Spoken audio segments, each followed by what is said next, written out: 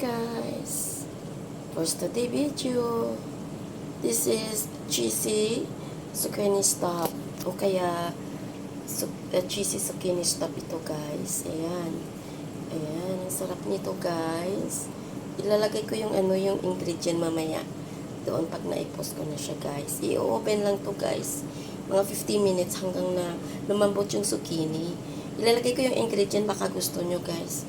Matrabaho lang siya pero super to, maganda isi-serve sa mga amo nyo, lalo na pag may mga bisita kayo. Pwede nyo i-cut pa yan guys ng half if you like. You can cut ito half, kaso lang medyo busy si Katulong ngayon, may ginagawa pa ako, kaya binuo ko na.